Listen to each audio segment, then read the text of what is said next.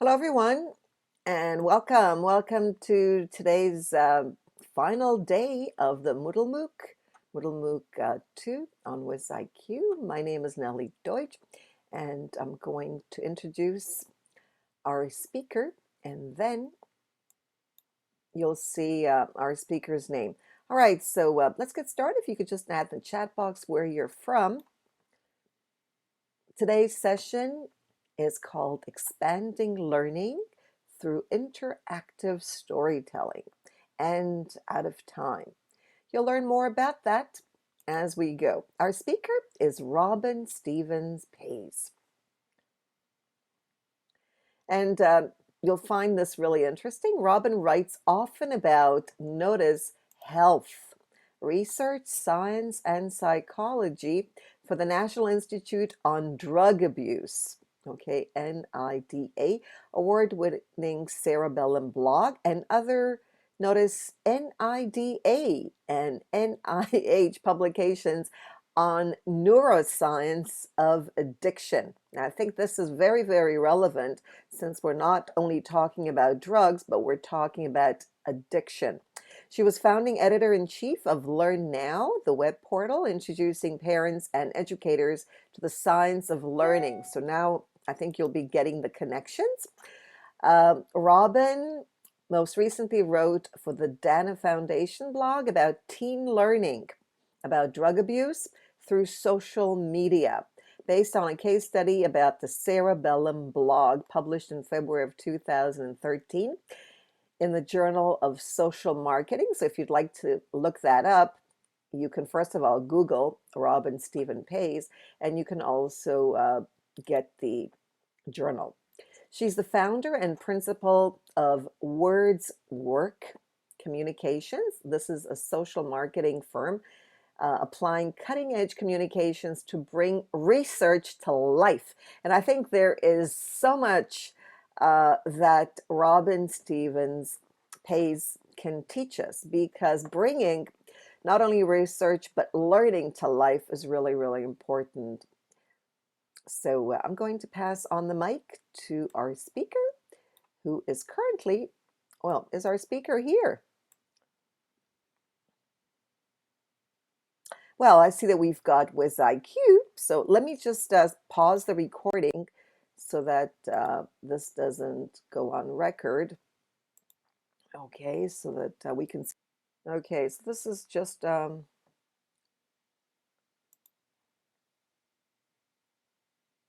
maybe I shouldn't screen share. Maybe it's going to freeze my system. Okay, here I am. I'm screen sharing. I'm on a Mac, and in order to screen share on a Mac, you have to go through a whole process. Macs want to protect us. Okay, that's what's great about Macs on the one hand. On the other hand, this overprotection is not always a good thing, I don't think. But here it is.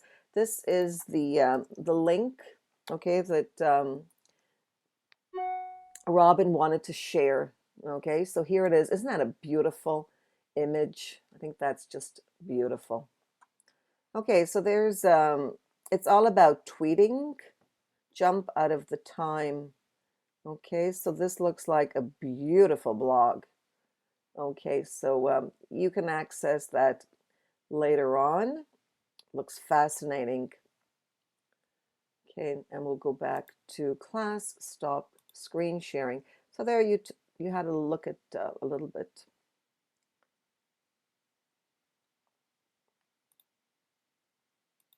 Thanks. We found your bio fascinating. So there we are. I just started the recording. Good to see you.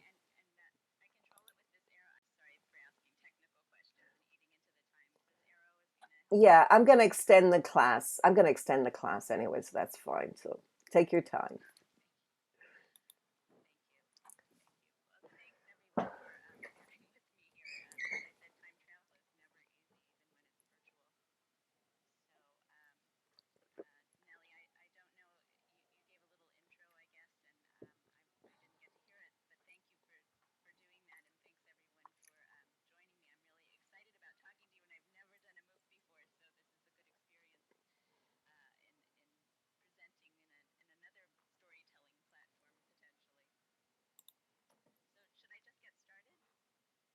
Yes, yes, you're doing great and you sound and look wonderful. Thank you.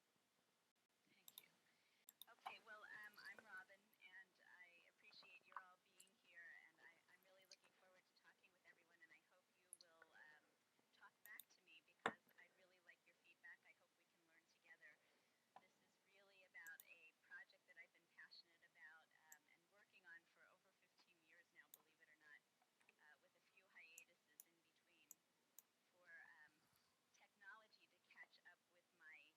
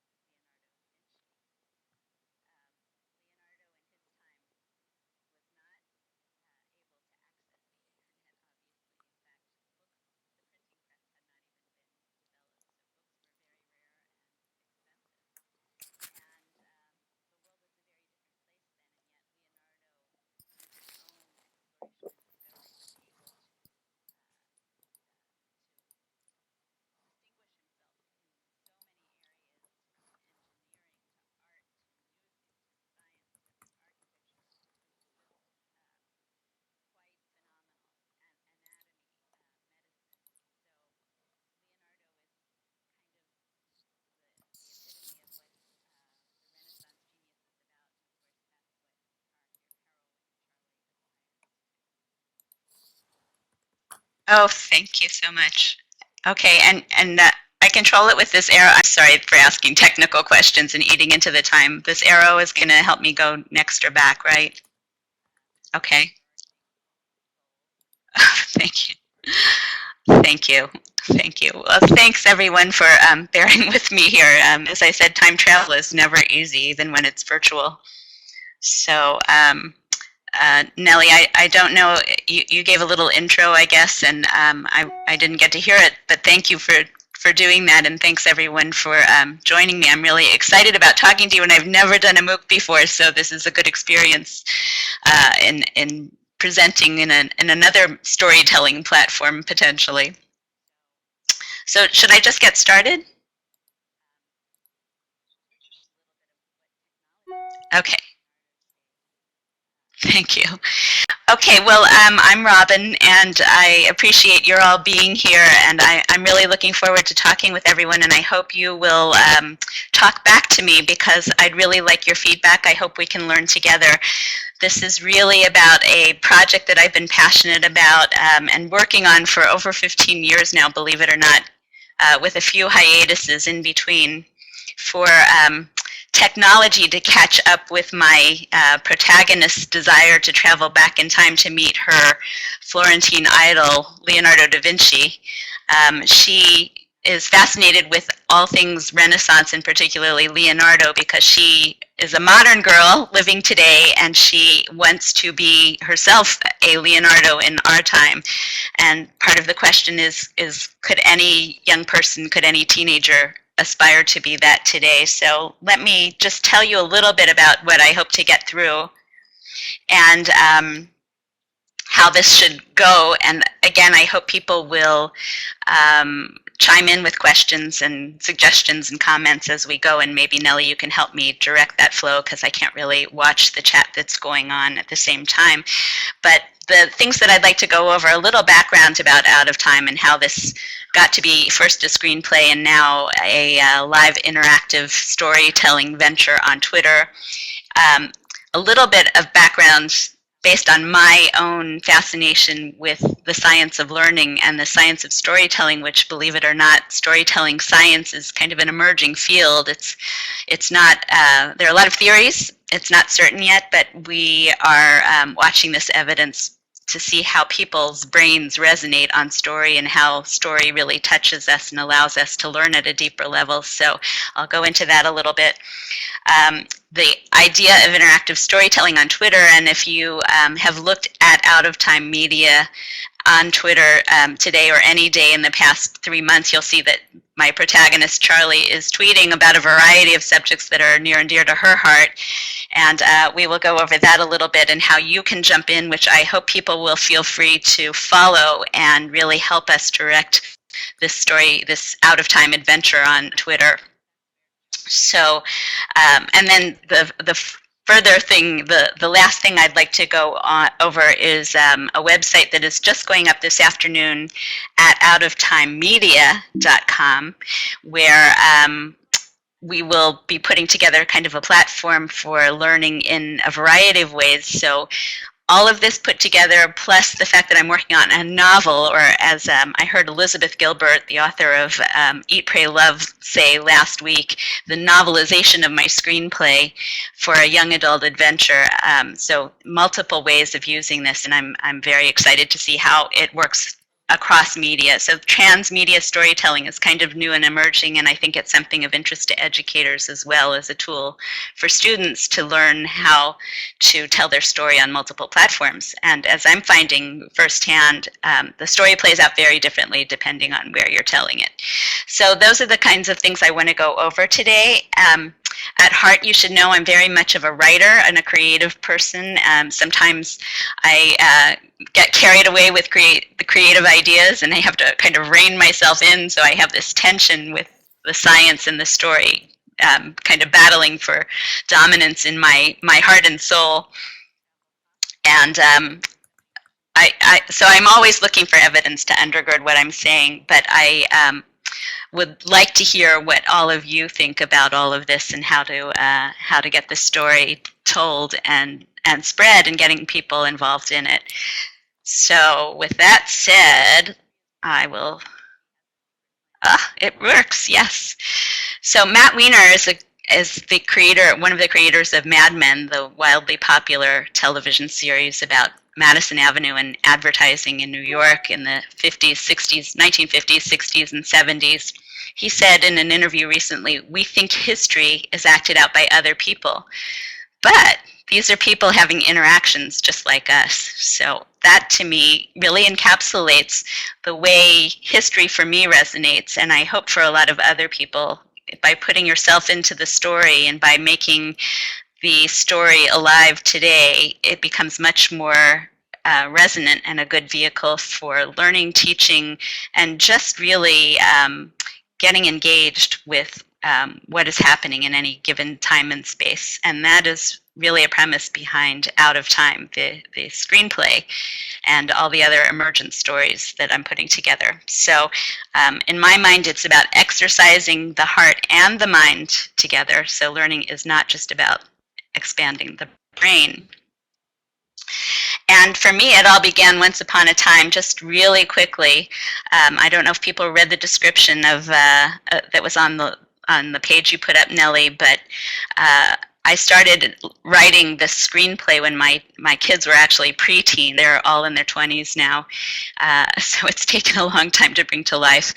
But I was a carpooling mom and listening to the backseat conversations on the way to soccer practice and band practice, and it was all about hating their teachers or their parents or loving friends and who did what to whom and who said what today. And I just found it was a whole engaging world that I didn't have the same perspective on when I was a teen myself, because of course there's a lot of angst involved when you're in that realm, but when you're observing it as a parent and a scientist, if I may say so, it comes across quite differently. And so one of the things that was interesting to me is they were talking about their superheroes and sports heroes, celebrities who are kind of heroes of another sort. But if you would think about who the heroes who've inspired history are, you know, maybe we think of Churchill, or we think of Roosevelt, or we think of any of the names in the history books, would you want to meet them personally? And how would you engage with them virtually in a meaningful way, not just to learn the facts, but to really get into the ideas and the heads of the people who live in that time? Because it's not all about the heroes, it's also about the people like us who are not the leaders in our time, but certainly living through interesting times. And what is that all about? What is that like? So, so those were some of the questions that came to mind when I was writing this, and I took a little hiatus because I'm losing the page here. Here's what the screenplay looks like, and of course it's already written, but it took 15 years and the discovery of things like the Higgs boson and neutrino for me to Charlie figure out, solve the problem or the riddle of time travel, how she could go back 5 centuries to meet her Florentine idol.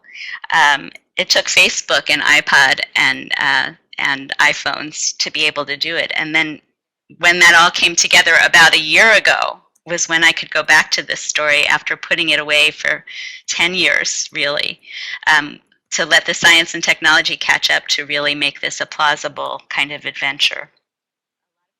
So the other aspect of this is once that story, that screen written, and of course, obviously it's not a movie yet, but those characters didn't want to stay in the page. They were so alive and engaging that they wanted to go public. And so how would they evolve into real life characters? And so that's when the idea of putting a tweet storytelling interface on Twitter came up.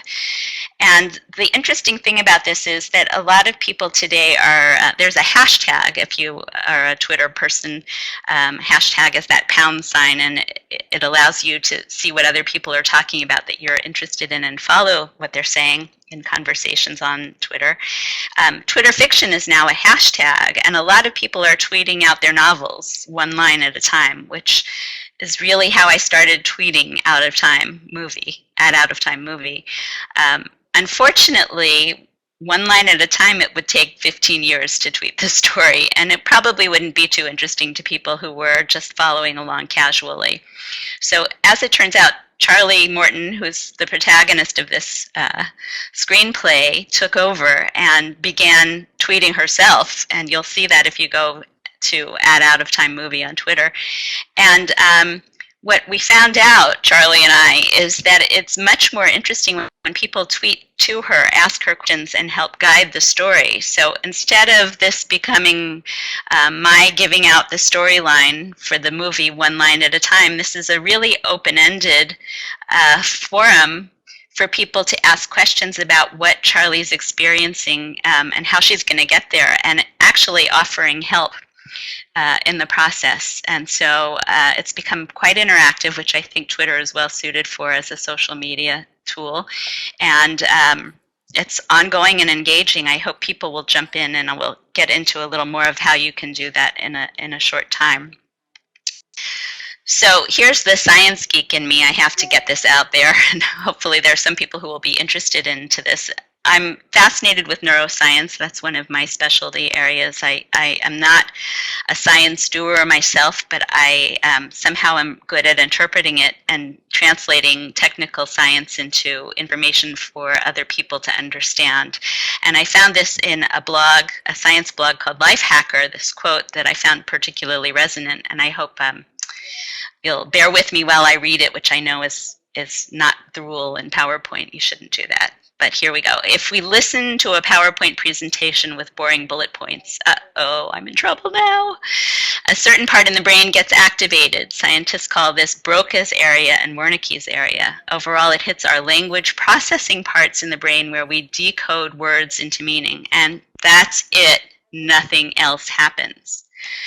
But when we're being told a story, things change dramatically. Not only are the language processing parts in our brain activated, but any other area in our brain that we would use when experiencing the events of the story are too. So, reading a story, going to a movie, hopefully interacting on Twitter, that evidence is out, but maybe we can help establish it here.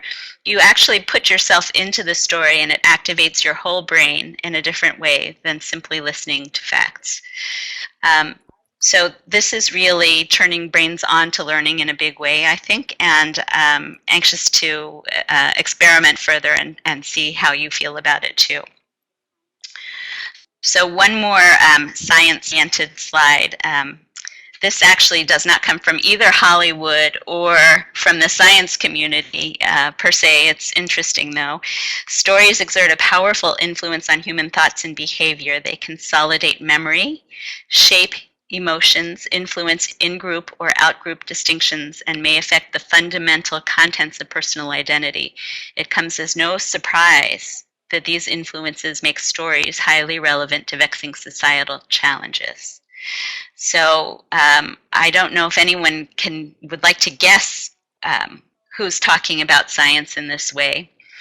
But to me, it was fascinating to find out that it was actually the U.S. Department of Defense and an agency called DARPA, which funded the internet, among other things, and is a very spawns innovation by investing through grants in research in areas, pretty far-ranging areas. That DARPA is actually funding research now at the University of Southern California, USC, in the narratives, neurobiology of narratives. And so that is where the science is emerging, and there are very prominent neuroscientists who are leading that study. I'm following that anxiously to see how that evidence substantiates what we're trying to do with transmedia storytelling here and learning.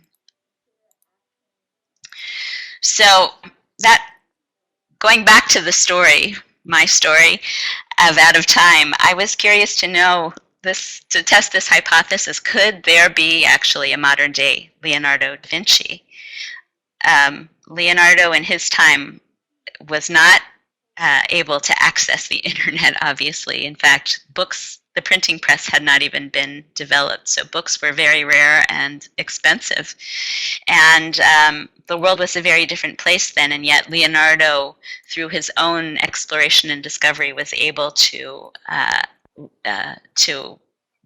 distinguish himself in so many areas, from engineering to art to music to science to architecture. It was just quite phenomenal. And anatomy, medicine. So Leonardo is kind of the epitome of what the Renaissance genius is about, and of course that's what our heroine Charlie aspires to.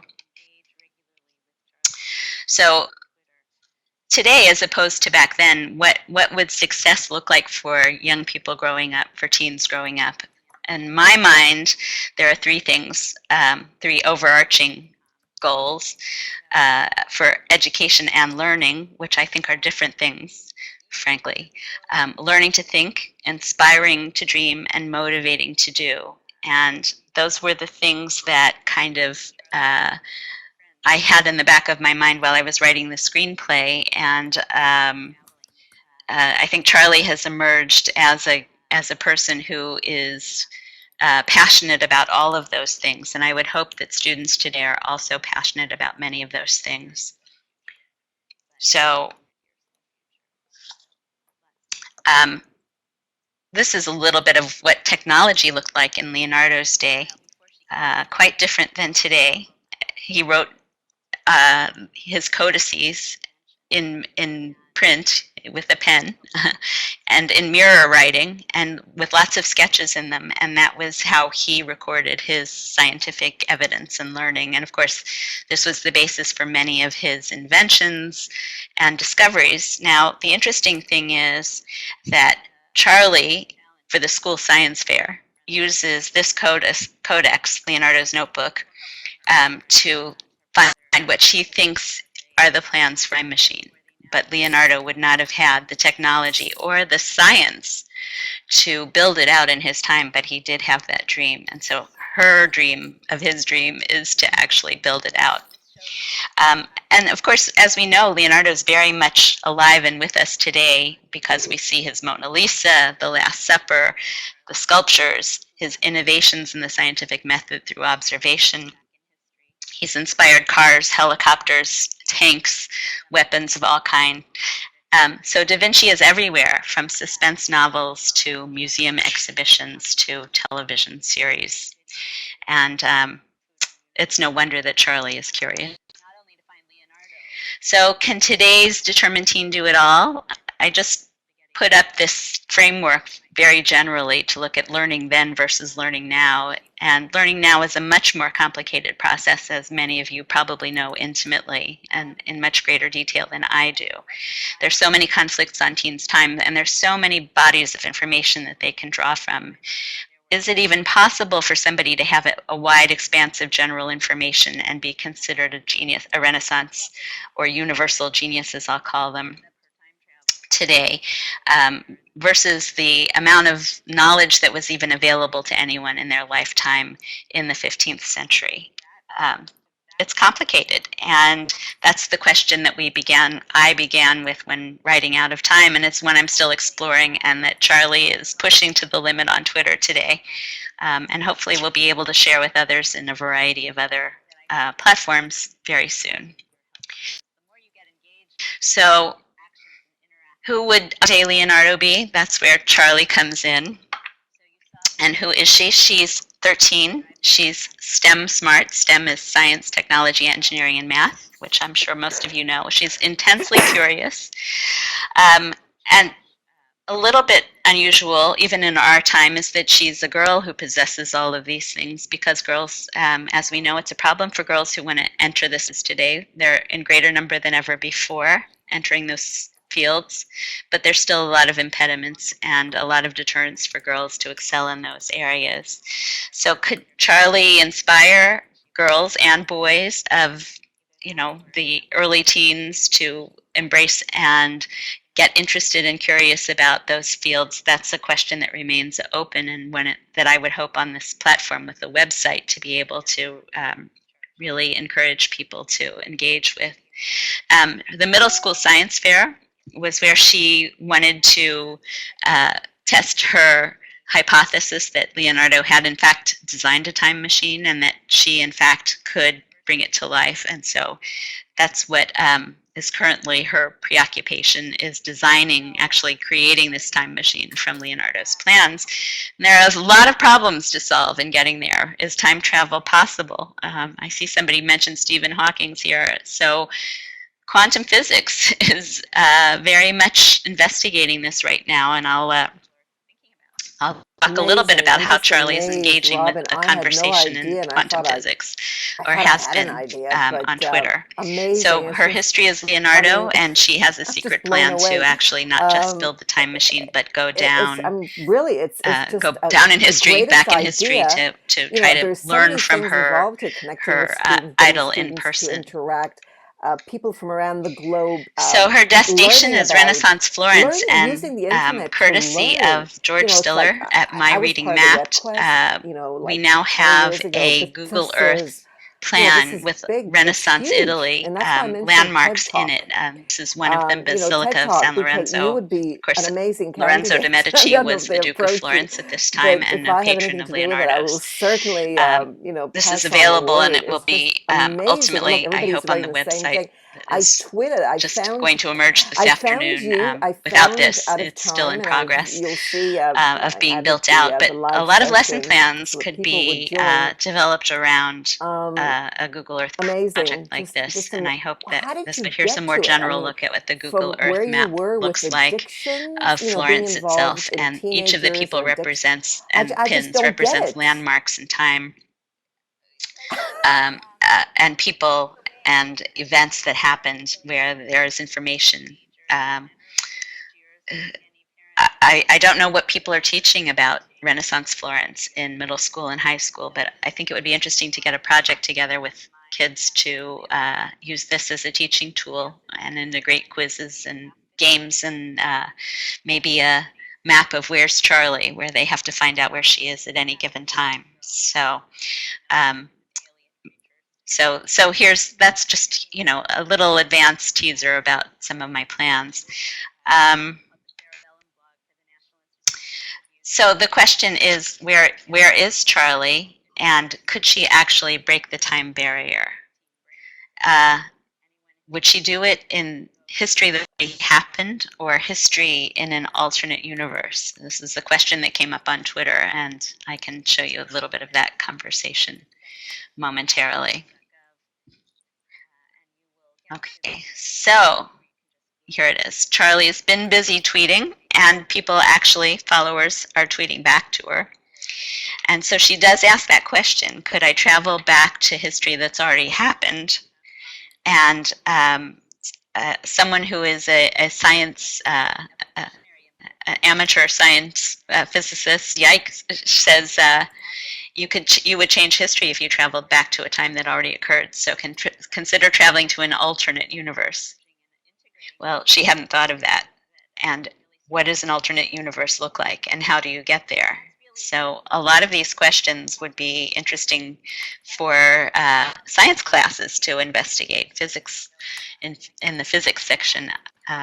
Again, I'm interested in ideas of how that might happen. So the other question is, and I might mention here that over the summer also Charlie was able to hear a lecture in person by Brian Greene, who's a noted physicist and cosmologist from Columbia University, who has a popular PBS series about multiple universes, which might be alternate universes, different physical properties, wormholes, and all of that. He really is able to popularize very difficult quantum science in ways that help people understand it. And so Charlie glommed onto that and asked a lot of questions on Twitter for that presentation. So a lot of food for thought there. Then the question rises, how would you even make this possible? And so here's a little short video that perhaps you can play, Nellie, that talks about how interactive storytelling works.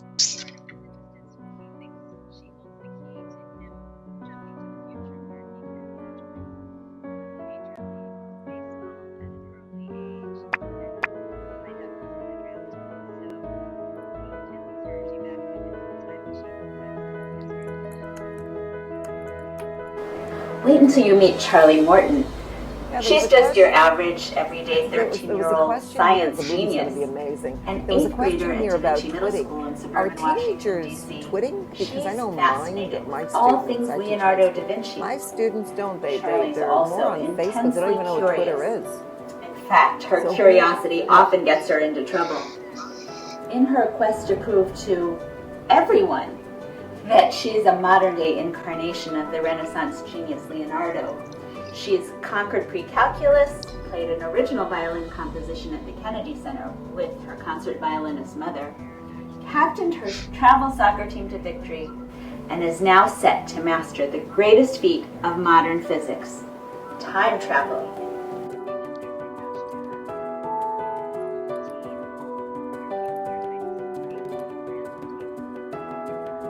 Da Vinci's notebooks offer a clue, designs for a time machine. While Leonardo had neither the science knowledge nor the technology in 15th century Florence to build it, Charlie today does. To accomplish this bit of invention, she enlists the help of her friend and 8th grade science geek Billy Vincenzo to harness the neutrino, outrun the Higgs boson, and send her back 500 years across 7 time zones to meet her Florentine idol. Her destination? The de Medici Palace in 1492, disguised for the masquerade ball at carnival time. Can she make it there and still have the juice for her return trip with just a solar battery, iPad, cell phone, Facebook, and energy bars for fuel? Can she put together the tools to make her dream come true? Can Leonardo give her answers, or will she be Da Vinci's teacher? And once there, where will she find Italy's best spaghetti pomodoro, her favorite food in the universe?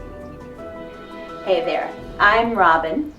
I've written Charlie's story as a film script, Out of Time. Charlie and her friends debut in this time travel adventure where A Wrinkle in Time meets the Da Vinci Code. That's They what I know intend to they're do. destined I'm for adding the a silver link screen. to And the rest chat, is history. Or is where we it? can continue this conversation. While they're even though I waiting to think be the most discovered, appropriate place would they've be emerged in Twitter. a parallel I Twitterverse definitely at think Out of Time that, movie. Twitter is Just as Dickens the way to debuted his go. Pickwick Papers It's short, in the daily which is what they newspaper, like. and soap And, operas showed you up can get a lot daily of as emotion. stories on the That's what I small find. screen. The serial story you kind of tend to Charlie write and about your friends feelings is on now Twitter unfolding in more digital than you space do on on Facebook. Twitter Facebook at seems Out to of be, Time movie. I don't know what it is exactly, Because but it Twitter doesn't get works your whole best when person others get engaged in into the it. action, You kind of hold our back. cast of characters needs you to help advance this experiment in tweet Yeah. storytelling. Already, followers are jumping in to advance the time travel adventure. At Dr. Maypole is consulting with Charlie about whether time travel might cause motion sickness.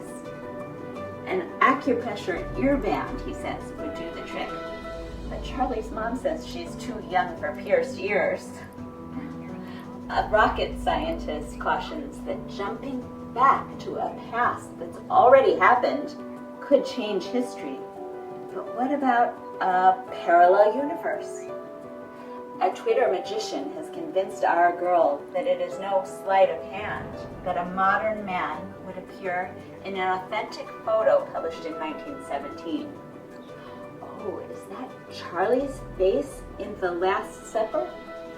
And can she make it back in time to win the middle school science fair? You decide.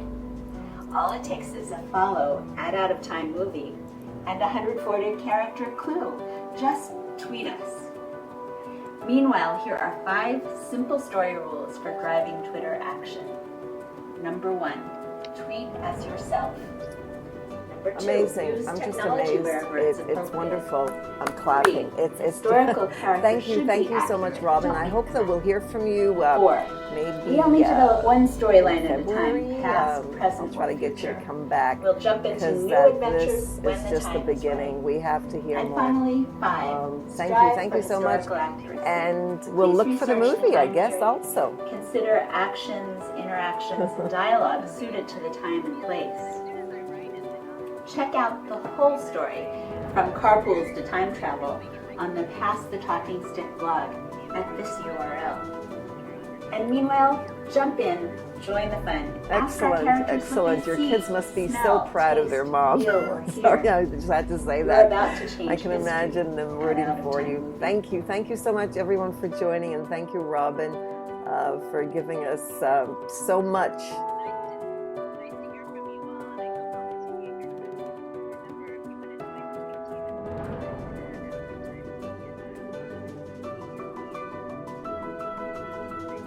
the team, Yeah, I've added the links to the chat box. By the way, everyone, you can copy the chat. Just click on, it says copy chat. You can do the same, actually.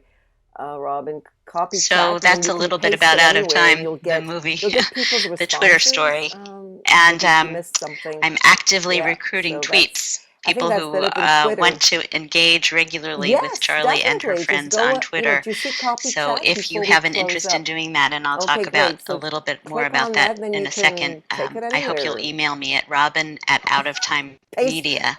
outoftimemedia.com. Thank you so So much, everyone, for coming, and thank you to Robin. That was absolutely you can see amazing, that the and world in I'm looking 1492 might be a forward to very different place more. than today, and Yeah, maybe someone even thank as you. smart as Charlie wouldn't think, and her friends would not think through the dangers that could befall a teen traveling to a past where she